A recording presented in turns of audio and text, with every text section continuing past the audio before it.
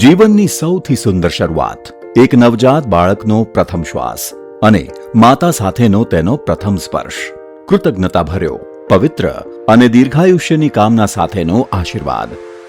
રાજ્યમાં દરેક નવજાત શિશુનું જીવન અને સ્વાસ્થ્ય માતા પિતા, પરિવાર અને સમાજ માટે અત્યંત મૂલ્યવાન છે.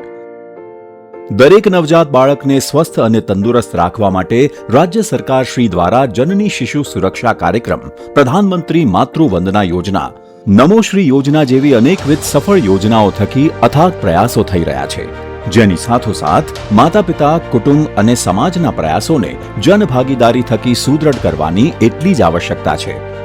વૈજ્ઞાનિક પુરાવાઓ દર્શાવે છે કે જન્મના 1 કલાકની અંદર સ્તનપાનની વહેલી શરૂઆત બાળક માટે અત્યંત ફાયદાકારક છે, કારણ કે માતાનું પ્રથમ ઘટ્ટ દૂધ બાળકની પ્રથમ કુદરતી રસી છે, જે રોગ પ્રતિકારક શક્તિ પૂરી પાડે છે, શરીરનું તાપમાન નિયંત્રિત રાખે છે, સ્થિરતા આપે છે અને પાચન શક્તિમાં સુધારો કરે છે.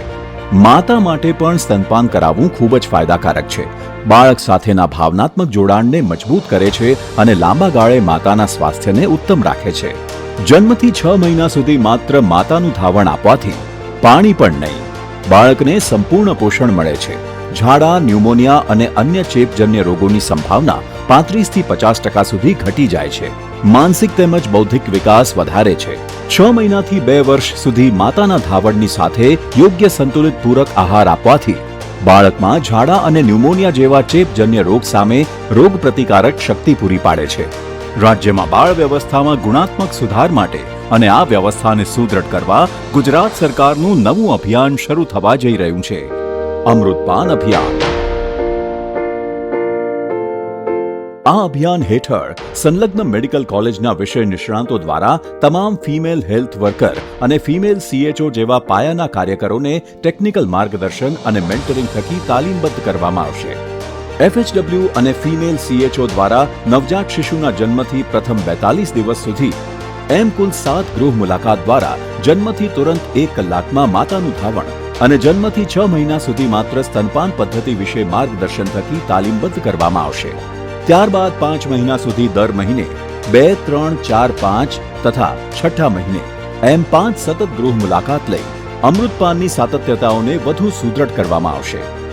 આમ જન્મથી લઈને 1 વર્ષ સુધી 20 ગૃહ મુલાકાત થકી બાળકના યોગ્ય વિકાસના પરિમાણોનું માપન, બાળકના યોગ્ય વિકાસના પરિમાણો જેમ કે ઊંચાઈ, વજન, માથાનો ઘેરાવો અને મોનિટરિંગ, બાળકનું 100% વય મુજબ રસીકરણ, બાળકોમાં જોખમી ચિહ્નોની વહેલી ઓળખ થકી સમયસર રેફરલ તેમજ પરિવાર નિયોજન માટે માર્ગદર્શન અને પ્રોત્સાહન પૂરું પાડવામાં આવશે.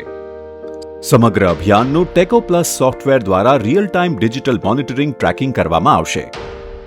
પ્રથમ તબક્કામાં દરેક જિલ્લાના વધુ જરૂરિયાત ધરાવતા 2 તાલુકા એમ રાજ્યના કુલ 68 તાલુકાઓમાં આ અભિયાનની અમલવારી કરવામાં આવશે. ચાલો એક સંકલ્પ કરીએ, દરેક માતાના આત્મવિશ્વાસમાં વધારો લાવીએ, દરેક નવજાતને જીવનનું પ્રથમ અમૃત આપીએ.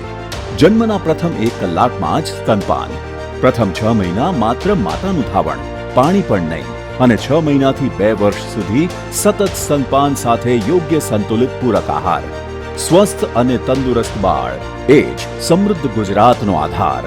અમૃતપાન અભિયાન, માતાનું ધાવણ, તંદુરસ્તીનું વરદાન. આરોગ્ય અને પરિવાર કલ્યાણ વિભાગ, ગુજરાત સરકાર.